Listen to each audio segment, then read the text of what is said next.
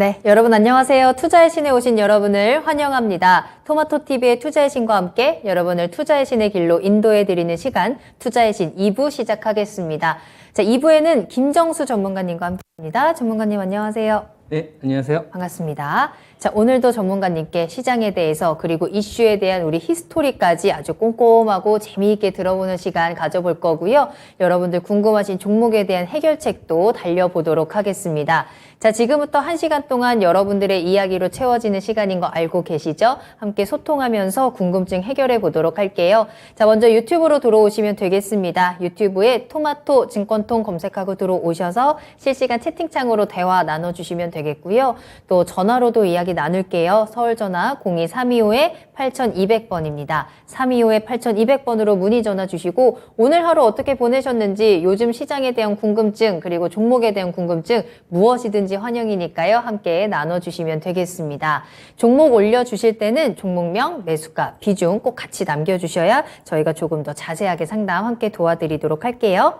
자, 그럼 1부에 이어서 2부에도 또 많은 분들 함께 해주고 계시는데요. 출석 체크 다시 한번 하도록 하겠습니다. 여왕님께서 오셨네요. 반갑습니다. 살련님 본격적으로 등장하셨고요. 뚜루뚜루뚜뚜루뚜루뚜뚜루뚜루 따다다 님께서도 함께 하십니다. 꽃방어님 계속해서 함께 하시고 계시고, 여름 수혜주를 좀 찾고 계신가요? 한번 찾아보도록 할까요? 자, 살련님, 원준 매집 중이시다 라는 정보까지 함께 남겨주셨는데, 매수 문의도 함께 들어오고 있군요. 저희가 차근차근 하나씩 만나보도록 하겠습니다. 궁금하신 내용들 여러분들 지금 바로 채팅창 들어오셔서 같이 이야기 나눠주세요. 자, 그럼 먼저 전문가님과 함께 시장에 대한 이야기를 좀 해볼까 하는데, 전문가님 제가 월요일, 화요일 이틀 동안 휴가를 다녀왔거든요. 휴가를 다녀와서 오늘 딱 복귀를 해서 보니까 그 사이에 미국하고 중국의 갈등이 좀 심해지는 모습이 보이더라고요. 네. 그래서 최근의 갈등도 갈등인데 워낙에 또 전문가님 하면 이런 기업이든지 이런 역사, 히스토리를 잘 알고 계시니까, 미중 갈등이 지금 당장 이 하루 이틀 사이의 일은 아니잖아요. 굉장히 오래된 이슈고 최근 들어서 다시 한번 조금 더 심해지는 모습들이 나타나고 있는데, 이 미중 갈등의 역사, 히스토리 좀 어느 정도 파악하고 계세요? 일단 미중 갈등은 트럼프 정권 때부터 시작이 됐죠. 이제 2018년도 말에서 2019년도 넘어가면서 이제 반도체에 네. 대한 이제 피크 우려가 발생됐던 시점에 맞아요. 이제 미중 갈등이 주식시장을 좀 끌어내는 이런 역할을 좀 했는데요. 네. 우리가 미중 갈등이라는 거는 이렇게 바라보면 될 것 같습니다. 미국이 패권 지위를 유지를 하는 데 있어서 가장 기본이 되는 거, 군사력은 경제력에 비례해서 가기 때문에 중국이라는 나라가 이 경제력 자체가 미국을 위협할 수 있는 수준까지 도달하지 않으면 네. 터치를 하지 않는데, 네. 중국이 2010년도부터 계속 뭐 폭발적인 성장을 기록을 했었잖아요. 그러다 보니까 이제 미국의 GDP에 거의 한 40% 수준까지 따라오다 보니까 이제 중국에 대한 견제를 할 수밖에 없는 상황이 되는 거죠. 그렇지 않게 되면 이제 과거 소련하고 냉전 체제에 있었던 것처럼 다극 체제로 가는 거니까, 미국이 원하는 건 단극 체제거든요. 네네. 미국을 중심으로 해서 전 세계가 좀 정리되는 이런 걸 미국은 원하는데, 중국 같은 경우에는 좀 일본하고 다르단 말이에요. 일본 같은 경우에는 패망을 시킨 것도 미국이잖아요. 근데 반대로 부활시킨 것도 미국이란 말이에요. 미국이라는 나라가 일본을 패망시키기도 했고, 헌법도 네. 다른 나라를 침범할 수 없게, 군대를 가질 수 없게끔 해서 만들어놨지만, 그걸 또 경제적인 지원을 해준 게 일본이란 말이에요. 그래서 일본이 우리나라보다 먼저 성장을 한 겁니다. 원조를 먼저 해줬기 때문에. 그래서 일본의 입장에서는 미국 말을 절대적으로 들을 수밖에 없는 거죠. 쥐었다 폈다 할 수 있는 힘이 다 가지고 있으니까. 네. 근데 중국은 좀 다릅니다. 일본 같은 경우에는 메이지 유신 이전에 그 사무라이 시대였던 시기가 있었잖아요. 네. 그래서 약간 좀 복종한 체제나, 적이라고 하더라도 자기보다 좀 강하면 고개를 숙이는 이런 문화가 있어요. 네네. 우리나라 이순신 장군님 같은 경우도 그 사람들 적군이잖아요. 근데 계속 이순신 장군을 존경하지 않습니까? 일본이라는 나라가 그런 좀 문화가 있어요. 그러다 보니까 강대국한테는 고개를 확실히 좀 숙입니다. 예, 그래서 이제 미국 같은 경우도 그런 게 됐기 때문에 일본이 경제 2위까지 올라오면서 갑자기 플라자 합의를 해가지고 불리한 조건이 됐음에도 불구하고 일본은 말을 들었다 이거죠. 근데 중국은 얘기가 다릅니다. 그죠. 완전 다르죠. 중국은 옛날에 뭐 징기스칸도 있었고 수많은 나라들이 막 서로 치고 하면서 전 세계를 장악했었던 나라잖아요. 그렇죠. 통일도 하고. 그래서 항상 그 전 세계의 중심은 자기다라는 게 좀 있어요. 중화 사상이 되게 강한 거죠. 소수민족도 되게 많고. 그래서 중국이 무조건 최고인 거예요. 그래서 체면을 되게 중요하게 생각합니다. 차라리 굽지 너한테는 고개를 못 숙여. 이게 이제 한족이 가지고 있는 특성이에요. 명나라 같은 경우도 보면은 한나라가 세웠잖아요. 그래서 이제 명나라를 되게 중국 사람들이 좋아하는 이유가 한족의 자존심을 지켜줬기 때문에 그게 지금까지 왔던 거거든요. 그러니까 미국에서 강 펀치를 하더라도 중국은 그런 문화로 형성된 나라이기 때문에 일본처럼 고개를 숙이지 않는 겁니다. 근데 이거를 미국도 알아요. 미국 입장에서는 또 얼마나 네. 얄미울까요? 얄밉다기보다는 중국을 다루는 방법이 다른 겁니다. 그러니까 중국은 고개를 안 숙인다는 걸 알아요. 힘으로 제압을 해봤자 좀 체면이나 이 한족이 가지고 있는 이 특징이 있기 때문에 절대 양보를 하지 않는다는 걸 압니다. 그래서 경제적으로 좀 괴롭히기보다는 좀 정치적으로 아킬레스건을 많이 건들죠. 소수민족 이런 거 있잖아요. 독립할 수 있게. 네네. 그죠? 인권 문제. 그렇죠. 인권 문제 뭐. 티베트 문제부터 시작을 해가지고 위구르 뭐 이런 거 네. 있잖아요. 그래서 이런 것들 그래서 일부러 건드는 거고 대만 같은 경우도 일부러 건드는 겁니다. 장제스하고 이제 마오쩌둥하고 싸우면서 이제 도망간 나라가 대만이잖아요. 그러니까 거기서 오는 이제 갈등이 있거든요. 근데 이런 것들을 이제 미국이 건드니까 이제 중국의 입장에서는 방어를 할 수밖에 없는 거죠. 그래서 이건 해결하기가 어려운 문제로 가는 겁니다. 해결하기 어려운 문제로 가는데 이거는 경제적인 격차가 미국을 위협하는 수준까지 가지 않는다면 이제 미국의 입장에서는 약간 좀 양보할 가능성이 저는 높아질 수밖에 없다. 그 대표적인 게 뭐냐면은 첨단 산업이나 기술 집약적인 걸 위협하면 안 돼요. 그러니까 미국이 전 세계 패권을 유지를 하려면 첨단 산업 분야만 건들지 않으면 돼요. 예를 들면 반도체 같은 경우를 보면은 뭐 10나노급, 7나노급, 5나노급 이런 첨단 공정은 괜찮다 이거야. 이런 거는 안 건들면 되는데 근데 이제 중국의 입장에서는 이걸 건들고 싶은 거죠. 그렇겠죠. 그러니까 그거와 관련된 것에 대해서는 이제 미국이 절대 양보할 수 없는 조치들을 그냥 강하게 가는 거고, 그리고 중국의 입장에서는 첨단 산업을 하지 않게 되면 영원히 미국을 따라갈 수 없으니까 미국의 약점을 또 건드는 거죠. 미국은 동맹국을 중심으로 전 세계를 컨트롤 하잖아요. 그러니까 동맹국을 분열시키는 정책, 반미 국가들에 대한 어떤 나라들과 이렇게 협력을 하기 위해서 이제 뭐 러시아하고 손잡고 그런 거 하지 않습니까? 그래서 이제 그런 게 형성되기 때문에 과거에는 이제 똘똘 뭉쳤다면 지금은 이제 미국 편, 러시아는 이제 중국 편, 다극 체제의 어떤 편으로 갈 수밖에 없는 거기 때문에 우리나라 입장에서는 중간에 이제 계속 눈치 싸움을 할 수밖에 없는 게 되는 거죠. 그래서 2018년도 이전에는 우리나라 같은 나라가 되게 높은 밸류를 차지할 수 있었어요. 자유무역이었으니까. 그래서 좋은 제품을 만들어서 수출을 하게 되면 물건도 잘 팔리고. 근데 지금은 보호무역이기 때문에 좋은 물건을 잘 팔아도 눈치를 봐야 되기 때문에 과거에 100억을 벌어도 더 낮은 밸류에 형성될 수밖에 없다고 저는 이렇게 판단을 하는 겁니다. 여기서 자유로울 수 있는 산업, 여기서 좀 자유롭게 계속 비즈니스 이어갈 수 있는 기업들에 대해서만 저는 거래를 해야 된다라고 보고 있는 거고, 만약에 어쩔 수 없이 거래를 한다면 약간 좀 중국하고 연계된 섹터들은 좀 비중을 좀 살살하는 게 저는 맞지 않을까, 이런 관점인 거죠. 오늘도 요 이슈 때문에 뭐였죠? 음식료 네네, 이런 테마. 부분들, 네네. 그런 부분들은 또 이제 오르고, 어쨌든 그거는 테마에 대한 부분이 지금 강한 걸까요? 테마 성격이 조금 더 강한데 좀 임팩트 있는 테마죠. 그러니까 지난번에도 제가 잠깐 이런 이야기를 했는데요. 거품이 꼈다고 해서 그게 꼭 고점은 아니고요. 투매라고 해서 그게 꼭 저점을 의미하지는 않습니다.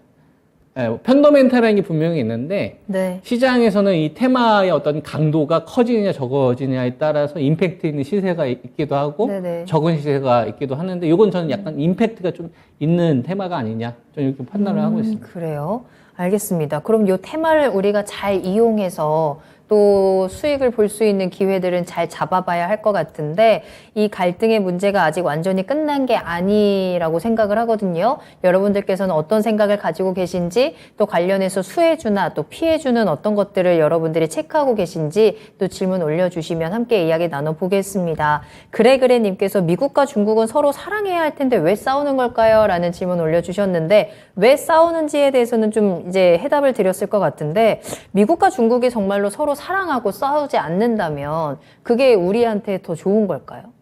아니 지금은 우리한테 약간 저는 플러스 요인이 더 그렇죠. 강하다고 봅니다. 수혜를 반사이익을 보는 것들이 분명히 있기 때문인가요? 그것도 있는데 네. 상대적으로 중국의 입장에서는 네. 이제 LCD 같은 경우는 우리나라가 완전히 넘어갔잖아요. 네, 네. 철강 쪽도 완전히 주도권을 빼앗겼고, 근데 이제 반도체 같은 경우를 보면은 기술 격차가 현저히 좀 있었지만 중국하고 시간을 좀 더 많이 벌려놨죠. 칭화윤이 뭐 이런 데 100조 이상 쏟아부었지 않습니까? 근데 사실상 이게 굉장히 더 어려워졌잖아요. 그러니까 어떻게 보면 미중 간의 갈등이 네. 걱정할 수 있을 만한 요인이기는 하지만 네. 우리나라 반도체 산업한테는 약간 시간을 좀 벌어줬다. 그래서 저는 이거에 대해서 좀 긍정적으로 좀 판단을 합니다. 알겠습니다. 자, 그런 중에 우리 살려님께서 또 슈퍼챗을 보내주셨습니다. 거의 매주 보내주시는 것 같은데 너무 멋있어요. 오늘도 슈퍼챗을 싹 멋지게 보내주시면서 정수엉아 오늘도 재밌는 이야기 기대합니다 라면서 보내주셨는데 재밌는 이야기로 오늘 또 1시간의 문을 열어봤습니다. 미국과 중국의 역사, 이들은 왜 싸우는가, 서로 어떤 것들을 원하고 그 안에서 우리는 또 어떤 포인트를 짚어봐야 되는가, 시장에 대한 전략까지 함께 체크를 하시면 좋을 것 같고요. 보라맨커님 오늘도 즐거운 노래라고 하셨는데 일단은 지금은 뚜루뚜루뚜 계속 리듬을 타고 있는 중입니다. 우리 뚜루뚜님 덕분에 그리고 앞서 방송하셨던 신기수 전문가님에 대한 응원까지 함께 보내주셨네요. 토비 이래요 라고 하셨는데 우리 토비 오늘도 열심히 일하고 있으니까 여러분들께서도 함께 힘을 보태주셨으면 좋겠습니다. 종목 많이 올려주시면 우리 토비 계속 더 힘을 낼 것 같거든요. 궁금하신 종목명, 매수가, 비중 올려주시면 되겠고요. 유튜브 채팅창으로 함께 하세요. 유튜브에 토마토 증권통 검색하고 들어오시면 되겠습니다. 그리고 전화 주시면 우리 토비가 조금 더 기분 좋게 일할 수 있을 것 같아요. 서울전화 02-325-8200번 열어줄 테니까요. 여러분들의 많은 전화 기다리고 있겠습니다. 자, 그럼 또 재밌는 이야기를 들으러 또 많은 분들이 함께 오셨습니다. 벙벙님 오셨네요. 뽀라맨커님 컴백하셨는데 저 오늘 컴백했고요. 자, 그리고 무쏘님께서 김정수 전문가님이다 라면서 굉장히 반갑게 등장해 주셨습니다. 그리고 카킹윙께서도 함께 해주고 계시고 그래님 싸우지 맙시다 라고 하셨는데 물론 싸우는 건 좋지 않지만 또 우리 시장에서는 그 안에서 기회와 또 피해가야 되는 방법들을 함께 고민을 해봐야 될 것 같죠. 러브수기님 잘 오셨어요. 산술맨님의 이름도 보이고 있습니다. 여러분들 궁금하신 종목 바로바로 올려주세요. 자, 그러면 먼저 올려주신 종목 진단부터 출발해 보도록 하겠습니다. 한강님 화이팅입니다. 종목 진단 부탁드려요 라고 하시면서 종근당 올려주셨는데요. 매수가는 91,900원, 비중은 10% 보유하고 계십니다. 오를 수 있을까요? 라면서 올려주셨는데 오늘 88,700원에 거래를 마쳤어요. 91,000원까지 얼마 안 남았다라고 하면 안 남은 지금 구간인데 우리 매수가까지 올라갈 수 있을까요? 뭐 지금 전반적으로 낙폭과대에 따른 기술 반등을 시도하는 구간들이 업종을 조금 더 뻗어가고 있는 걸로 저 판단을 좀 하거든요. 그래서 종근당도 매도 타이밍을 좀 잡으려고 한다면 네. 지금보다는 조금 더 반등을 기다렸다가 매도를 하는 게 지금 나은 선택이라고 봅니다. 그러니까 종근당이라는 기업을 뭐 투자를 했었을 때 어떤 파이프라인이 핵심이다 이게 보이진 않아요. 지금 상황. 네, 보이진 않아요. 네. 그러니까 지금은 종근당이 가지고 있는 자체 경쟁력으로 판단하기보다는 네. 보시다시피 거래량이나 이런 게 완전 메말랐잖아요. 바이오 제약 내에서도 시장 자체도 뭐 유동성 축소이기는 하지만 그래도 이 기간 동안에 반등이 제법 세게 나오는 주식들 제법 많이 있거든요. 그럼에도 불구하고 이제 종근당 같은 경우가 거래량이 실리지 않다는 얘기는 다른 주식들이나 섹터군에 비해서 경쟁이 좀 떨어진다는 얘기죠. 매력이 좀 떨어진다는 얘기니까 이걸 좀 우선순위로 담기는 어렵지만 전체적인 시장 여건이 한번 쓰나미가 지나고 나서 전체적으로 한 번씩 돌아가는 타이밍이니까 네. 지금 가격보다는 조금 더 비싸게 기술 반등을 노리는 게 저는 타당하지 않을까 이런 의견을 좀 드리겠고요. 그래서 가격을 좀 제시를 해드리자면 직전 저점이 84,000원이기 때문에 요거를 로스컷으로 잡으면 될 것 같고 1차 목표치는 직전 고점이 타당하다고 봅니다. 요 자리가 한 97,000원대에서 한 10만 원 정도 보이거든요. 그래서 제가 제시해 드릴 수 있는 기술적인 의견은 아래쪽으로 로스컷은 84,000원 제시를 하겠고 1차 반등은 97,000원에서 한 10만 원 선 정도를 제시하겠습니다. 알겠습니다. 그래도 가능하다면 또 수익을 볼 수 있는 기회도 있네요. 기술적인 반등을 한번 기대해 보도록 하겠습니다. 손절 라인 또 목표가 한번 잘 확인해 보세요. 84,000원 그리고 97,000원까지 제시해 드렸습니다. 러브수기님께서 보라맨커님 휴가 잘 다녀오셨어요? 너무 짧아요. 일주일은 돼야지 라고 하셨는데 일주일이요. 아니에요. 저는 이틀 여러분 못 본 것만으로도 굉장히 보고 싶었답니다. 네, 진짜예요, 여러분. 충분히 쉬고 돌아왔고, 그 사이에 또 시장이 또 여러 가지 이슈들이 또 있었더라고요. 오늘 또 그에 대한 이야기들 소화를 해보면서 여러분들 질문들 계속해서 좀 빠르게 달려보도록 할게요. 자, 종목 빨리 올려주세요. 궁금하신 종목명, 매수가 비중만 올려주시면 저희가 신속하고 빠르고 정확하게 진단 도와드리고 있습니다. 유튜브로 함께 하시고요. 전화도 열어둘게요. 서울전화 02-325-8200번 함께 하겠습니다. 자, 다음 상담 만나볼까요? 산술맨님의 종목으로 바로 이어갑니다. 캠트로닉스 살펴볼 거고요. 24,300원에 비중 10% 보유하고 계십니다. 진단 부탁드려요 라는 질문 올려주셨는데 캠트로닉스 최근에 그래도 잘 반등하는 모습들 나왔거든요. 21,350원에 거래를 마쳤습니다. 24,300원에 매수를 하셨으면 아마 딱 그 떨어지는 타이밍에 아마 매수하자마자 바로 이제 하락하는 부분을 좀 경험하지 않으셨을까. 최근에 매수를 하셨다면 그런 타이밍이었을 것 같은데 요즘 그래도 반등 나옵니다. 앞으로 전략 어떻게 짜면 좋을까요? 그냥 기술 반등으로 보는 게 맞는 기술 것 반등. 같아요. 네. 지금 시가총액 한 3천억 정도 되고 아무래도 이제 전방 산업이 IT, 스마트폰이나 이런 거에 연동되다 보니까 작년도보다는 확실히 올해 스마트폰 출하량이 줄어들 거는 분명하거든요. 1년에 한 13억대에서 한 15억대 정도의 스마트폰이 출하가 됐는데 이 정점을 기록했던 시점이 네. 2017년도하고 이제 2018년도입니다. 그다음부터 이제 13억대까지 줄어들다가 이제 스마트폰이 이제 이제 맥스가 이제 보인 거죠. 정점이 보인 거죠. 15억대 이상 가기가 어렵구나. 그리고 나서 이제 그다음부터는 스마트폰 관련된 요 부품 업체들은 다른 쪽으로 사업을 준비를 해야 되는 거예요. 스마트폰만 보기에는 이건 정점이니까 다른 쪽으로 체질 개선을 하는 모습을 좀 보여졌을 때는 조금 더 멀티플을 높게 줄 수 있는 거고 그렇지 않게 되게 되면은 이제 과거보다 높은 밸류를 쳐줄 수는 없다 이거죠. 정점 한번 확인했기 때문에. 그래서 지금은 단기 급락이 좀 많이 나왔었고 그다음에 실적 역시 뭐 이 기업이 적재에 허덕이는 기업은 아니라 기본 베이스는 하는 기업이기 때문에 뭐 시장이 좀 반등에 따라서 같이 나오는 거라고 저는 판단을 합니다. 작년도에 한 5,600억 정도의 매출이 나왔는데 영업이익이 한 385억 정도 나왔어요. 영업이익률이 그럼 한 6% 정도 되는 거니까 IT 관련된 섹터들에 비해서 평균치보다는 약간 좀 다운되어 있는 평균치보다는 약간 영업이익률이 좀 떨어지고 있는 기업이기 때문에 높은 멀티플을 좀 주기에는 좀 제한적이지 않을까 이런 의견을 좀 드리겠고요. 24,300원에 이제 10%를 가지고 계셨는데 무너지기 직전 자리가 좀 중요할 것 같습니다. 그러니까 한 22,500원 선 정도 여기 떨어졌던 이 자리. 그러니까 이거는 의미가 좀 있는 게요. 2020년도 말로 가버리면 이거를 조금 더 우리가 각오를 해결을 해서 가보면 여기서 전고점을 돌파를 하고 이때가 2020년도 말이잖아요. 그죠? 2020년도 말. 그러면 1년 반 전이란 말이에요. 그리고 나서 23,000원대에서 이제 방어가 나오잖아요. 지지 아닙니까? 그러면 여기서 계속 지지를 했었다는 얘기잖아요. 1년 넘게. 그리고 그 자리가 이제 무너졌잖아요. 그러면 이제 지지가 뭐로 바뀌는 거냐면 저항으로 바뀌는 거죠.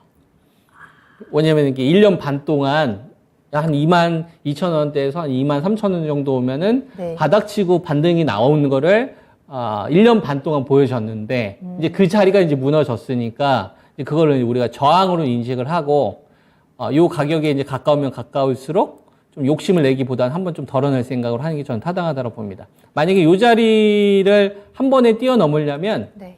전혀 생각지 못한 호재가 나와야 돼요. 캠트로닉스와 관련된 전혀 생각지 못한. 근데 그런 거는 이제 우리가 알 수가 없으니까 현재 알 수 있는 선에서 전방 산업이 작년도보다는 크게 성장하지 않으니까 약간 톤다운을 시키고 그리고 실적 역시도 우리가 뭐 괜찮기는 하지만 지금 현재 유동성 축소 구간에서 크게 욕심을 낼 수 있는 만한 상황이 아니니까 일단 인정을 하는 거죠. 현재 상황을 이해해야 하는 거예요. 그러니까 내가 가지고 있는 가격을 보는 게 아니고 네. 주식시장은 내가 가지고 있는 가격에 대해서 신경 1도 안 씁니다. 내 기분 신경 1도 안 쓰고. 그래서 지금 시장 상황을 이해를 해야 되는 거예요. 네네. 아, 지금 주식시장은 유동성 축소구나. 낙폭과대에 대한 기술 반등이 시도되는 구간이구나. 근데 작년도 같은 멀티플을 주긴 어렵구나. 욕심을 조금 내려놔야 되겠구나. 잘 봤더니 캠트로닉스가 주도 산업 내에서 메인급은 아니니까 약간 몸값을 너무 높게 줘서는 안 되겠구나.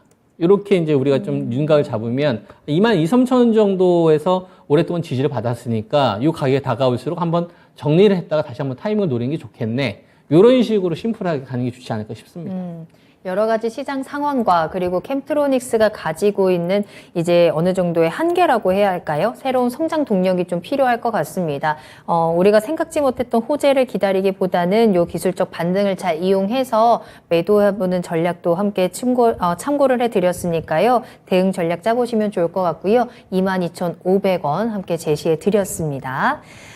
계속해서 김정수 전문가님과 함께합니다. 여러분들 궁금하신 내용에 대해서 저희가 또 정확하게 그리고 꼼꼼하게 체크해드리는 시간이고요. 종목에 대한 궁금증 그리고 시장에 대한 이야기도 좋습니다. 또 어떤 섹터에 대한 질문도 함께 받고 있으니까요. 어떤 것이든 지금 시장에 대해서 내가 투자를 하면서 궁금한 게 있으셨다면 지금 이 시간을 통해서 해결해 가셨으면 좋겠고요. 매수 문의도 받고 있습니다. 궁금하신 종목에 대해서 미리미리 진단하시고 안전하게 접근해 보시길 바라겠습니다. 태백 주목나무님 오셨군요. 반갑습니다. 김성열님의 이름도 보이고 있어요. 러브수기님께서도 또 질문 올려주셨는데 저희가 차례대로 확인하도록 하겠습니다. 자, 다음 상담은요. 저희 김명주님께서 올려주신 종목으로 이어가 보도록 할게요. DB하이텍 가지고 계시고 49,200원에 비중은 5% 보유하고 계십니다. 김정수 전문가님 진단 부탁드려요 라면서 올려주신 종목인데요.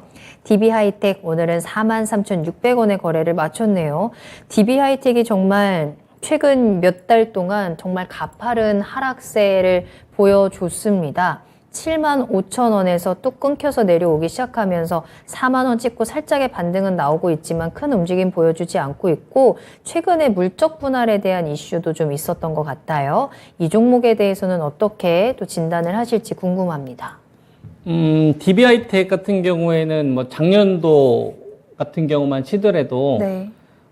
파운드리 업황 자체가 워낙 좀 좋았기 때문에 네. 온갖 호재를 다 받은 상태에서 거래가 된 기업이거든요. 우리가 DB하이텍이라는 기업을 투자할 때는 DB하이텍만 봐서는 안 됩니다. 반도체 산업 구조를 우리가 이해를 해야 돼요. 그러니까 디램이나 낸드가 있는 메모리 반도체 시장이 하나 있고요. 네. 그리고 DB하이텍에 속해져 있는 파운드리, 그다음에 뭐 AP, CPU, 인텔의 CPU라든지 퀄컴의 AP, 뭐 스냅드래곤 이런 거 들어보셨죠? 삼성의 엑시노스 이런 것들. 그다음에 그리고 CMOS, 카메라, 센서, 이미지 센서 이런 것들을 비메모리로 하거든요.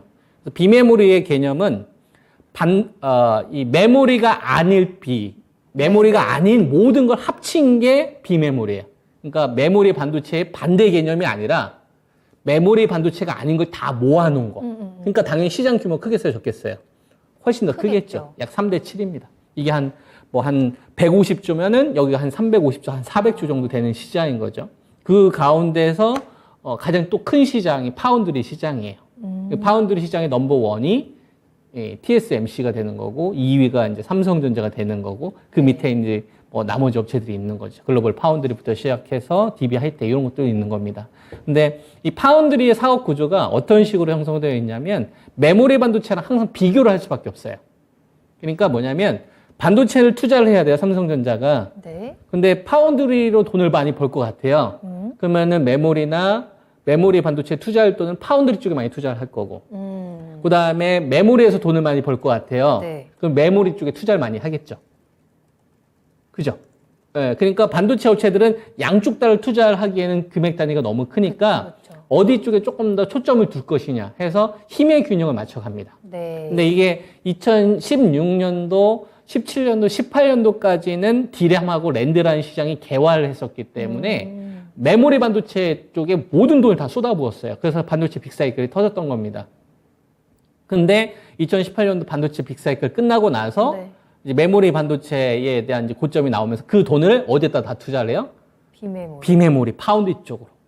그래서 메모리 반도체에 의존했던 우리나라의 기업들이 이익은 급감을 하는데 TSMC나 이런 애들은 실적이 그나마 유지가 좋았었던 거죠. 퀄컴이나 이런 애들은. 그래서 2019년도, 2020년도, 2021년도까지 파운드에 다 투자를 한 거예요. 그죠? 그럼 지금은 어떻게 될까요? 거기에 이제 충분한 돈이 투자가 됐으니까 네. 이제 속도 조절이 들어가는 거예요. 근데 작년도 같은 경우에는 이게 잘 안 보였던 게 공급 대란이 있었죠. 네네네. 그죠? 공급 대란. 그래서 고객사들이 원하는 만큼 이제 물량을 확보를 못 했고. 그리고 나서 지금 한 1년이 지났으니까 이게 이제 완화되는 거가 나오니까 이제 파운드리 쪽 관련된 부분이 이제 작년도만큼 그렇게 급하지가 않은 거예요. 그러니까 이제 반도체를 투자하려고 하는 사람들은 파운드리가 나쁘진 않는데 야, 너보다는 이번에는 메모리 쪽에 조금 더 먹을 게 많겠는데 DDR5로 넘어가는 시기니까 이런 식으로 인식이 바뀌고 있는 거고 그 가운데 이제 미국 쪽에 반도체 지원법 관련된 내용들이 나오니까 야, 이왕이면은 북미 쪽에 시설 투자 늘리는 기업들로 해야 되겠는데 해서 비메모리를 싫어하는 게 아니라 네. 너보다는 얘가 조금 더 매력이 있네 라는 식으로 해서 균형이 달라지는 거죠. 그래서 DBI텍을 좀 매수를 하고 싶다면 추가 매수를 하고 싶다면 네. 전 조금 더 뒤늦게 하는 게 유리하다. 예. 지금 현재 2분기 정도 실적이 이제 오픈되고 있는 구간이니까 3분기나 4분기 정도까지는 천천히 좀 관망을 해놓고 나중에 추가 매수를 해서 단가를 좀 낮추고 싶으시면 올해 한 12월 연말이나 내년도 한 1월 달 정도? 요때쯤에 타이밍을 노리시는 게 저는 훨씬 더 유리하다고 봅니다. 왜냐하면 주식은 가격을 낮추는 게 중요하지 않습니다. 평균 단가 낮추는 거 하나도 안 중요해요. 낮췄는데 멈추면 무슨 소용이 있어요? 사자마자 이렇게 쫙 올라가는 게 중요하지. 그렇잖아요. 그래서 내가 가지고 있는 종목에 대한 수익률은 별로 중요하지 않아요. 계좌 수익률이 중요한 거예요. 그러면은 뭐 시청자님이 DB하이텍 말고 다른 주식들이 있을 거 아니에요. 네네. 그럼 여기서 제일 손해보고 있거나 제일 약한 주식을 추가해서 물탈 생각이 아니라 제일 강한 쪽을 비중을 더 실을 생각으로 해야 되는 겁니다. 유동성 축소 구간에는. 좀 이런 것들 저는 많이 강조를 좀 하고 있는데 네. 그래서 DB하이텍에 대해서 의견을 물어본다면 추가 매수점을 최대한 늦춰라. 그리고 그 돈을 차라리 메모리 쪽을 좀 더 우선하셔라. 이게 조금 더 효율적이다. 이런 의견을 좀 드리겠습니다. 네. 이 반도체 안에서도 이렇게 트렌드가 조금씩 계속해서 시장의 관심이 바뀌어가고 있는 것 같은데 DB 하이텍에 대해서는 조금 더 기다리는 전략이 지금은 필요할 것 같습니다. 그렇지 않아도 채팅창에서 김명준 님이 추가 매수 가능할까요? 라는 질문도 함께 올려주셨는데 그에 대한 해답까지 함께 드렸거든요. 하반기의 실적까지 모두 확인한 후에 내년의 타이밍을 잡아보는 게 좋겠다라는 말씀까지 함께 참고해 보시길 바라겠습니다. 자, 김정수 전문가님과 함께하고 있고요. 여러분들 정말 오늘 종목도 많이 올려주고 계시네요. 빠르게 달려보도록 하겠고 역시나 우리 서당계 1년차님께서는 미국 증시 개장 상황을 또 누구보다 발빠르게 전해주셨습니다. 상승으로 출발하고 있다는 점 함께 확인을 해드리도록 할게요. 0.4%, 0.5%, 나스닥 0.8% 상승으로 지금 강하게 문을 열었습니다. 자, 그렇다면 다음 상담도 바로 만나보도록 할게요. 태백 주목나무님 알테오젠 가지고 계시군요. 64,200원에 매수를 하셨고 비중은 30% 보유하고 계세요. 저한테는 비중이 제일 많은 거여서 이 종목을 지금이라도 조금 팔아야 되는지 지금까지 한 6개월 정도 들고 있었습니다. 고민이 되는데요. 진단 부탁드려요. 라는 질문 올려주셨는데 알테오젠이 오늘 6% 급등을 했더라고요. 오늘의 급등 이유도 궁금하고 최근의 흐름이 꽤 괜찮습니다. 시청자님께서도 지금 수익을 보고 계시는데 나한테는 이게 가장 큰 종목이다 보니까 이 수익이 났을 때 좀 수익 실현을 해야 되는 건지 앞으로 전략을 어떻게 짜면 좋을까요? 요거는 앵커님이나 시청자분들이 선택을 하세요. 그러니까 알테오젠이라는 기업에 대해서 딱 중요한 가격이나 네네. 어떤 키워드만 딱 전달해서 제가 답변을 드릴 수도 있고 네. 아니면 알테오젠을 가지고서 바이오 제약에 대한 산업으로 다 풀어드릴 수도 와. 있어요. 그래서 어떻게 이거는 할까요? 이제 시간 나무 이거 풀어드리게 되면 다른 분들 종목 상담을 좀 적게 해드려야 되는 경우가 있으니까 아, 그래요? 그건 이제 뭐 시청자분들이나 해서 앵커님 분들이 결정을 하세요. 그럼 거기에 맞춰서 제가 답변을 드리겠습니다. 아, 바이오에 대한 이야기도 전반적으로 궁금하기는 한데, 또 오늘따라 또 워낙에 상당히 많이 올라오고 있어서요. 일단 뒤에 지금 기다리고 있는 종목도 네. 바이오 종목이기는 하거든요. 네. 그래서 전반적으로 좀 바이오에 대한 부분들을 좀 짚어주셔도 좋을 것 같아요. 오늘 또 바이오 종목이 상당히 많네요. 우리가 알테오젠이라는 기업을 딱 투자를 하려면 네. 바이오 제약의 산업의 트렌드를 우리가 알아야 됩니다. 바이오 제약에 대한 산업에 대한 트렌드를 알려면 네. 2015년도에 한미약품이라는 기업을 알아야 돼요.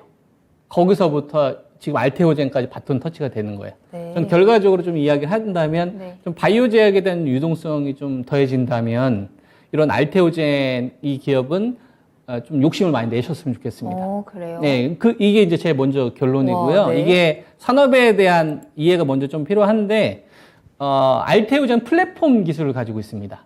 그러니까 이제 정맥 주사를 피하 주사 형태로 할 수 있는. 그러니까 네. 옆에서 의사가 병원에 누워서 이제 환자한테 6시간 동안 이렇게 주사를 해야 되는 되게 어려운 거라면, 이 기업은 어떤 기술을 가지고 있냐면 집에서 이제 맞을 수 있는 제형 변형 기술을 가지고 있는 거죠.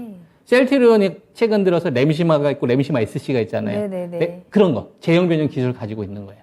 요걸 가지고서 이제 기술 수출에 대한 성과가 있었던 기업이고. 근데 이게 왜 중요하냐면 면역 항암제를 연구하는 업체들은 이 기술을 되게 필요로 하거든요. 그래서 이게 되게 지금 산업 트렌드의 중심이 될 수밖에 없어요. 앞서 이제 제가 말씀을 좀 드렸을 때 알테오젠 플랫폼 기술이라고 했잖아요. 네네. 근데 이 플랫폼의 기술은 갑자기 등장한 게 아니라 바이오 베터의 어떤 시초라고 할 수 있는 한미 약품으로부터 우리나라 바이오 산업의 이 방향이 좀 잡히거든요. 네. 바이오 베터라는 거는 기존의 치료제가 있어요. 기존의 치료제가 있는 건데 또 나온 거예요. 베터니까 더 낫다는 얘기죠. 네. 그래서 약값이 100만 원이면 300만 원에서 500만 원에 팔리는 거예요. 더 약효가 좋은 거예요. 예를 들어서 암 치료를 받는데 주사를 맞아요. 근데 이거는 뭐 일주일 매일 맞아요. 되게 아픈 거예요. 근데 낫긴 나요. 근데 이 바이오 베터 기술은 일주일에 한 번만 맞아요. 그럼 나요. 뭐 어떤 걸 하겠습니까? 비싸도 그걸 하겠죠. 하겠죠. 그런 게 바이오 베터 기술이에요. 이런 기술이 알려지기 시작을 했었던 게 이제 한미약품이 2015년도에 이 네. 10배짜리 넬리가 나오거든요. 거기서 사용한 게 이 바이오 베터 기술이에요. 이 랩스커버리 기술을 기반으로 해서 여기서 이제 떴었던 건데 2015년도 전에는 바이오 제약은 내수주였어요. 수출주가 아니었다고. 그냥 오리지널 제약사가 특허가 만료되면 그거 복제해가지고 판매하는 이런 거였었다고. 그리고 암을 치료하는 방법은 표적 항암제가 아니라 화학 항암제였어요. 내가 백혈병 환자예요. 혈액암 환자입니다. 간암 환자입니다. 그러면 이 사람을 치료하기 위해서는 정상세포하고 암세포를 동시에 죽여요. 맞아요. 그러니까 머리도 빠지고 맞아요, 되게 맞아요. 고통스럽죠. 그래서 한미약품이 가지고 있는 이 기술을 가지고서 암세포만 골라서 죽이는 치료 방법이 등장을 합니다. 그걸 표적 항암제라고 하죠. 네. 그래서 화학 항암제에서 표적 항암제 시대로 바뀌는 시점이 2015년도에서 2016년도 중순까지 넘어갑니다. 그래서 같이 떴었던 게 이 랩스커버리 기술을 가지고 있었던 업체들, 제넥신 이런 기업들도 있었고, 그 다음에 퍼스트인클래스 신물질 관련된 업체들이 뜨기 시작을 했었죠. 한올바이오파마라든지 JW 중해제약이라든지 인트론 바이오라든지 표적 항암제를 연구하고 있는 업체. 이런 게 트렌드가 형성이 됐던 거. 그러면 화학 항암제보다는 확실히 표적 항암제가 더 눈에 띄잖아요. 네. 그죠? 그러니까 언제는 화학 항암제보다 표적 항암제 연구하는 업체들에 대한 꿈이 형성이 됐던 거죠. 누구로 인해서? 이 기업으로 인해서. 한미약품을.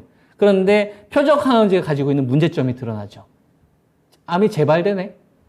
분명히 암을 치료했는데 재발돼요. 치명적인데요. 우리가 주위에서 그런 게 있잖아요. 분명 암 치료했는데. 맞아요. 그게 왜 그러냐면 암세포가 정상세포로 위장을 해버린 겁니다. 그래서 치료가 안 되죠. 그래서 이제 사노피나 얀센한테 다 기술 반납이 다 되면서 한미약품이 무너져요. 요걸 살린 게 면역항암제입니다. 그리고 병역요법. 그러니까 우리가 암세포가 정상세포로 위장을 해버리니까 신분증 검사를 하는 거죠. 너 내놔봐, 너 정상세포인지 증명해봐. 이게 면역항암제 기본 개념이에요. 그래서 여기에 뭐가 있는 거냐면 네. 기존의 치료제에다가 새로운 걸 하나 더해서 약효를 기록을 하는 거죠. 예를 들면 백무티어 달리기를 하는데 우유 먹던 사람이 달걀을 한 번 더 먹는 거예요. 우유를 그대로 먹고 이런 식으로 암 치료를 하는 거예요. 그래서 기존에 있었던 뭐 키트로다 관련된 이런 암 치료가 있으면 새로운 거 하나 더해지면서 병용요법을 임상 실험을 합니다. 그래서 썼던 게 신라젠 같은 기업들. 병용 임상 또는 네. 이중항체 기술이 뜨기 시작했죠. 유틸렉스나 이런 업체들. 그리고 이제 셀트리온도 그때 이제 시뮬러 시장 더 크게 열리기 시작하면서 셀트리온도 랠리가 나왔었던 거고. 그래서 면역항암제 시장이 크기 시작을 하는 거예요. 면역항암제라는 거는 쉽게 말해서 체력을 키우는 겁니다.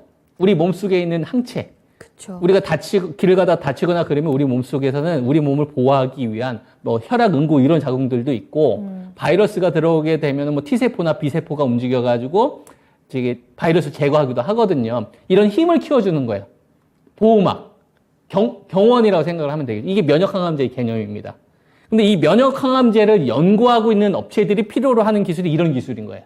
알테오젠이 가지고 있는 이러한 기술. 이러면 시너지 효과를 키울 수가 있거든요. 네. 그러면 데넬리가 나왔어야 되잖아요. 근데 데넬리가 안 나왔어요. 넬리가 왜일까요? 신라젠까지 이어지다가 네. 신라젠까지 이어지다가 꽃이 필 뻔하다가 무너진 거예요. 2019년도. 왜 그러냐면 표적항암제가 아까 제가 문제가 있었다고 했잖아요. 재발되는 거. 네. 그래서 신분증 검사를 하는 게 면역항암제라고 했잖아요. 네. 근데 문제가 있어요. 또 면역항암제가. 똑같은 치료 방법인데 A 환자는 낫는데 B 환자는 안 낫는 거야. C 환자는 낫는데 D 환자는 안 낫는 거야. 데이터가 부족한 확률이, 거죠. 똑같은 치료 방법인데. 그래서 데이터 조작 사건이 나타나죠. 신라젠에. 그래서 이게 알려지기 시작을 하면서 같이 알테오젠이 네. 사장됩니다. 이 기업이 가지고 있는 이 플랫폼 기술이 이제 눈에서 이제 상대적으로 좀 떨어지기 시작을 하는 거죠. 그런 식으로 2020년도 3월 달까지 네. 이런 흐름이 옮겨갑니다. 그럼 면역항암제 끝난 다음에 문제가 드러났으니까 이 문제를 어떻게 해결하지? 그 다음을 뭘로 가지? 화학항암제에서 화학항암제에서 표적항암제로 가고 표적항암제에서 면역항암제로 갔는데 면역항암제에 문제가 생기니까 그 다음 뭐로 가지? 더 근본적인 게 뭐가 있을까? 이걸 이제 토론하고 있었던 상황이었던 거예요. 무슨 학회에서, 암학회나 이런 데서. 그러다가 뭐가 터졌어요? 코로나가 터진 거예요. 그래서 면역항암제 됐고 코로나 일단 치료제나 백신부터 만들어로 맞아. 다 바뀌어버린 거예요. 맞아. 그래서 그때 알테오젠. 나타난 게 DNA하고 이제 RNA 관련된 기술이 부각이 되면서 이제 모더나에서 이제 mRNA 기술 가지고 백신이 나오기 시작한 거고 화이자가 mRNA 관련된 백신이 나오면서 나온 거예요. 근데 그때 네. 알테오젠은 이를 갈고 있었죠. 와. 알테오젠이나 뭐 레우케인 바이오 같은 이런 제형 변형 관련된 업체들은 이를 갈고 있었죠. 이대로 있기는 아깝다. 진짜 기회가 온 거네요, 정말. 그래서 이걸 가지고서 네. 기존에 가지고 있었던 그 면역항암제를 꼭 성공하기보다 네. 조금 더 쉽게, 그러니까 고객사들이 어떤 파이프라인에 대해서 임상 실험을 좀 진행하는 데 있어서 이 결과를 좀 쉽게 도출할 수 있는 기술을 좀 파는 형태로 한번 사업을 한번 가보자. 이런 변화에 성공을 해서 6조가 넘는 기술 수출을 해버립니다. 이거 대전에 있는 회사거든요. 네네. 이 사람을 되게 아꼈던 사람이 LG 생명과학 그 소장이었던 분이 되게 아꼈어요. 1990년도 후반에. 거기서부터 이제 나와서 차린 사람들이 오스코텍, 제넥신 이런 게 다 상장시킨 거예요. LG 라인 쪽 사람들이거든. 그러니까 되게 인정받았던 분인 거죠. 그러다가 이제 바이오 제약 관련된 코로나 사태 후폭풍 나오면서 이제 다 도매급으로 다 넘어가게 된 거죠. 그러면서 신용 물량들이 청산이 됐던 거고, 그러는 사이에 이제 알테오젠이나 이런 기술을 관심 없었던 빅파마들이 다시 관심을 갖기 시작을 하는 거예요. 코로나 때 돈을 많이 벌어 놓으니까. 네. 모더나나 화이자가 50조를 벌었잖아요. 그러니까 코로나가 다시 확산 안 되게 되는 거예요. 50조 벌어놨으니까 이 돈으로 좀 기술력이 괜찮거나 뭐 빅파마들이 좀 특허가 만료된 거에 대한 경쟁에 대해서 얼마든지 준비할 수 있는 총알이 만들어지는 겁니다. 사는 거죠. 그렇죠. 머크 같은 업체들 같은 경우도 지금 알테오젠한테 되게 필요하거든요. 네. 그러니까 이 경쟁이 붙어버린 거예요. 그러니까 이런 플랫폼 기술 가지고 있는 업체들은 언제든지 좀 필요 가치가 있다 이거죠. 그래서 저는 그런 관점에서 네. 좀 시대의 중심에 저는 있다고 봅니다. 이 주식이. 다만 이게 이제 한번 큰 랠리가 나왔었기 때문에 그리고 보시다시피 이런 기술을 가지고 있음에도 불구하고 적자를 기록을 하고 있죠. 그래서 요거에 대한 어떤 말씀에 대한 시대에 좀 주도하는 이 트렌드 그리고 바이오 제약이 그동안 시장의 중심은 아니었잖아요. 배터리나 이런 게 더 중심이었지. 그렇죠. 그러다 보니까 약간 디스카운트가 됐었던 거고. 그러다가 이제 지금 조금 다시 관심을 받는 시기로 좀 가고 있다. 그래서 지금 현재 시점에서 알테오젠을 제가 바라보는 시각은 네. 좀 최악 구간을 좀 벗어나고 있지 않나? 그리고 지금 현재 주가 수준이 좀 끝났다라고 이야기할 만한 근거를 좀 찾기는 어렵기 때문에 저는 조금 더 가져가는 게 어떻겠느냐라는 의견을 좀 드릴 수 있을 것 같습니다. 알겠습니다. 알테오젠 일단은 결론적으로 굉장히 긍정적인 전망들을 체크해 드렸습니다. 워낙에 지금 바이오 산업 트렌드의 중심이 되는 핵심 기술을 보유한 기업이기 때문에 그로 인해서 앞으로의 가치가 조금 더 성장하고 종목에 대한 주가에 대한 상승세도 우리는 체크를 해볼 수 있을 것 같습니다. 그렇기 때문에 지금 구간에서는 조금 더 수익을 극대화시키는 기다림의 시간들이 필요할 것 같고요. 태백 주먹나무님께서 목표가 75,000원까지 보고 있어요 라고 하셨는데 거기까지도 충분히 가능은 하겠죠? 저는 열어놓고 있습니다. 그렇죠. 네. 네, 맞습니다. 지금 계속해서 또 좋은 흐름들 보여주고 있기 때문에 그 목표가 또 그 이상까지도 가능성 열어두시고 알테오젠 함께 대응해 보시길 바라겠습니다. 태백 주먹나무님 알테오젠 진단 도와드렸고요. 앞서 예고해 드린 대로 지금 다음에 지금 기다리고 있는 종목 역시 이 제약 바이오 종목입니다. 유한양행을 한번 살펴보도록 할 건데요. 푸른 하늘님의 종목이고요. 매수가 61,900원에 비중은 10% 보유하고 계시네요. 유한양행은 오늘의 종가가 56,300원입니다. 최근에 이번 주에 좀 갑자기 하락세를 조금씩 보여주기 시작하면서 오늘도 좀 하락으로 마감을 하긴 했는데요. 시청자님 매수하신 가격이 61,900원. 매도가 궁금합니다 라고 하셨고 지금 구간에서 추가 매수해도 괜찮은지 이 전략에 대한 부분들을 질문을 주셨군요. 유한양행에 대해서는 어떻게 보세요? 같은 또 바이오 섹터 안에서도 종목별로 분명히 다르긴 할 거잖아요. 유한양행이라는 기업을 보려면 네. 자존심이라는 단어를 딱 생각을 해야 돼요. 자존심? 동아제약, 지금 네. 동아소시오홀딩스지만 동아소시오홀딩스하고 유한양행은 우리나라 바이오 제약의 자존심이었어요. 제약 바이오에. 매출 내가 1, 2등이야. 그래요? 한미약품이 2015년도 5조 넘는 기술 수출하기 전까지, 판을 업기 전까지 대한민국에서 바이오 제약 1등 누구야? 그러면은 나 동아 또는 유한양행. 이런 걸 항상 했었던 기업이죠. 그래서 바이오 제약에서 이제 매출 순위를 항상 1, 2등 했기 때문에 자기가 항상 주인공이었던 기업이었던 거예요. 그러다가 2015년도부터는 사람들이 나를 안 보고 누굴 봐요? 한미를 보고 신라젠을 보고 셀트리온을 보고 삼성 바이오로직스도 갑자기 튀어나오고 SK 바이오사이언스 나오다 보니까 내가 주인공이어야 되는데 원조 1등의 자존심이 무너지는군요. 그렇죠. 그러니까 네. 유한양행은 자존심이 상한 거예요. 그러면 이제 기관 투자가들 입장에서 네. 나 우량주야. 유한양행은 나 유한킴벌리 가지고 있는 거 다 알고 있잖아. 우리 현금 빵빵해. 알어. 그러면 이제 기관 투자가들의 입장에서는 그거 생각을 하는 거예요. 알어, 너 우량한 거. 근데 아는데 정체되어 있어. 너무 정적이야. 이게 문제였던 거예요. 유한양행은. 그러니까 유한킴벌리라는 확실한 현금 캐시가 있었고 그다음에 바이오 벤처 기업들에 대해서 되게 많이 투자도 잘 했었거든요. 근데도 불구하고 좀 기관 투자가들의 평이 낮았던 건 뭐냐면 너무 정적이다. 움직임 자체가. 안정적인 걸 좋아하시는 분들은 유한양행을 하면 좋아요. 근데 약간 좀 속도는 좀 탄력이 좀 둔화될 수가 있겠죠. 공격적인 포지션 취하는 기업은 아니니까. 그죠? 그래서 약간 보수적으로 성향하고 좀 손해보지 않고 조금이라도 좀 수익을 좀 이어가고 싶으신 분들 하기에는 좀 좋고. 네. 좀 이게 막 다이나믹 하신 분들하고는 좀 약간 성향이 안 맞으실 수도 있으니까. 네. 이 유한양행 질문하신 분은 본인의 성향이 맞는지부터 일단 고민을 하셔야 될 것 같아요. 아까 제가 맨 처음에 유한양행이라는 기업을 이야기를 하는 데 있어서 유한킴벌리라는 든든한 현금 지원이 있지만 네. 자존심이라는 단어를 얘기했잖아요. 내가 주인공인데 조연급도 이제 안 되는 수준으로 밀려버린 거예요.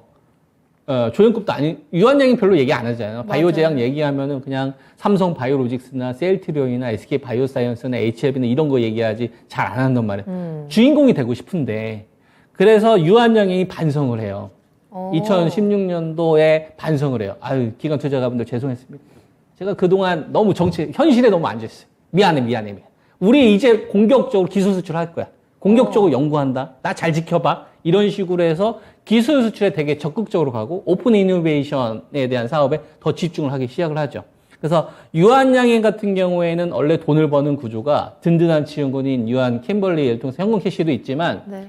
뭐 우리 뭐 여기 연세대학교 그 세브란스 병원 뭐 이런 데나 서울대 병원 가면은 의사님한테 이렇게 받고서 이제 약 어떻게 처방 받으세요 이렇게 하잖아요. 이 처방 우리나라의 70% 얘네들이 다 먹고 있어요. 네? 그래요? 그걸로 돈 버는 기업이에요. 그러니까 우리가 뭐 병원에 가서 여기 하세요 그러면은 병원에서 이렇게 약 주잖아요.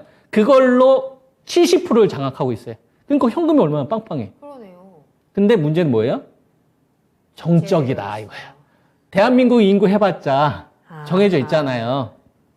그죠? 예, 그리고 이것도 이제 해외 거를 가져서 이제 오는 거니까. 네. 그래서 이제 기관 투자가들 입장에서는 너 돈 잘 버는 건 관심 없어 온 거예요. 근데 성향이 맞으시는 분들은 하셔도 되겠지, 안정적인 거를. 그래서 이 기업은 2017년도 전과 후로 나눠지는 겁니다. 나 이제 바뀔 거야. 나 지켜봐줘. 나 이제 영업이익률 조금 떨어지더라도 변화하는 모습 보여줄 거야. 그래서 2017년도 주가에 가까우면 가까울수록 전 매수 관점이다 이거죠. 5만 원 초반 다가오면 다가올수록. 요때는 변화를 하기 시도 전이고, 요때는 변화에 좀 어느 정도 성공해서 약간 기술 수출에 대한 이력들도 좀 있으니까, 그래서 만약에 5만 원대 초반이 오면 올수록 저는 좀 매수 마인드고, 만약에 중간 정도면 나쁘다는 얘기는 못 하겠어요. 근데 기대 수익률이 얼마만큼 좀 나올까? 이거는 좀 크지는 않을 것 같다. 그래서 유한양행은 전 10% 지금 저 정도 비중으로 차라리 대응하시는 게 전 낫다고 생각합니다. 그럴까요? 네네. 알겠습니다. 유한양행 자존심이 많이 상했는데 일단은 투자자님의 시청자님의 투자 성향에 맞춰서 또 이 종목을 바라보시는 게 가장 중요할 것 같고요. 나는 큰 움직임 없이 안정적으로 조금은 지루하더라도 좀 안정적으로 잔잔하게 가져가고 싶다라고 하신다면 일단 적정한 매수가 5만 원 초반대 말씀해 주셨거든요. 지금 구간에서 일단 보유하시면서 한번 지켜보시길 바라겠습니다. 종목 한 가지 더 보도록 할게요. 이번에는 웰빙 돼지님께서 올려주신 종목인데요. HK 이노엔 살펴보도록 하겠습니다. 42,200원에 매수를 하셨고 비중은 45% 보유하고 계시는데 장기 투자로 괜찮을지 궁금해요. 실적도 좋다고 해서요 라고 하셨어요. 장기적으로 길게 가져갔을 경우에 이 종목 우리가 어떻게 체크를 할 수 있을까요? 지금 수익도 그래도 잘 챙겨가고 계시거든요. 일단 뭐 현금 흐름은 굉장히 좀 좋으니까 안정적이라고 볼 수 있죠. 사업 구조 자체가 뭐 크게 레버리지를 쓰는 그런 유형의 기업은 아니니까 이 돈을 좀 버는 이 구조 자체를 보면은 바이오제약 때 되게 막 적자도 많이 기록하는 유형들이 있지만 네. 유한양행이나 또는 이제 HK 이노엔처럼 이게 현금 흐름이 이렇게 좋은 업체들이 있어요. 근데 장단점이 있어요.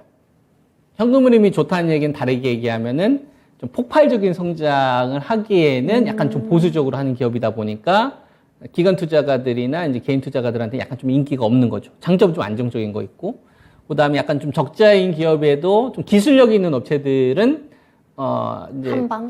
크게 이제 볼 때는 이제 되니까 그런 어떤 부분들이 있어서 네. HK 이노에는 좀 전자 개념이 좀 가깝습니다.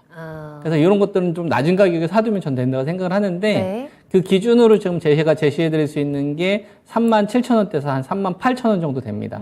그러니까 37,000~8,000원 정도 되게 되면 저는 매수 관점 계속 유지하면 될 것 같고, 그 다음에 지금 매도 신호를 좀 잡기에는 아직 목표치는 위로 좀 더 열려 있어서 가져가자는 의견입니다. 알겠습니다. HK 이노엔 지금 수익 잘 챙겨가고 계시고요. 위로는 아직 조금 더 열려 있다라는 점을 참고해 보시면 되겠습니다. 37,000원, 38,000원 요 선도 기억을 해 두시면서 기준선을 가지고 한번 잘 시장에 대응해 보시길 바랄게요. 자, 이렇게 HK 이노엔까지 진단을 도와드렸는데요. 마로니의 입세님께서 바이오 하면 정석투자 전문가님이 최고지요라는 글도 올려주셨고, 태백 주목나무님께서도 앞서 알테오젠으로 함께 이 역사까지 또 함께 좀 전해드렸는데 확실히 전문가는 틀립니다. 고맙습니다. 라는 글도 함께 올려주셨습니다. 이렇게 종목에 대한 질문 올려주시면 이 종목의 정말 본질까지 저희가 전문가님과 함께 짚어드리고 있고, 그러면 조금 더 우리가 꼼꼼하게 이 종목을 더 잘 알고 또 투자 전략들을 세울 수 있거든요. 계속해서 함께 해주시면 되겠고요. 살려님께서 시간이 순삭되는 매직이라고 하셨는데, 네, 벌써 1시간이 훌쩍 지나갔습니다. 벌써 오늘 전문가님과 또 헤어질 시간이 다가왔는데, 오늘도 여러분들께 또 다양한 이야기, 또 다양한 정보 전해드렸고요. 잘 참고하셔서 이 시장을 꼭 이기는 방법들 함께 확인해 보시길 바라겠습니다. 자, 그럼 전문가님과는 여기서 먼저 인사드리도록 할게요. 오늘 감사합니다. 네, 오늘 저희가 방송에서 전해드린 내용은 투자 판단에 대한 참고 자료입니다. 투자는 투자자 본인의 책임과 판단에 따라서 이루어져야 한다는 점 다시 한번 유의해 주시기 바랍니다. 오늘 하루도 모두 고생 많으셨고요. 저는 내일 이 시간에 다시 돌아오겠습니다. 시청해 주신 여러분 고맙습니다.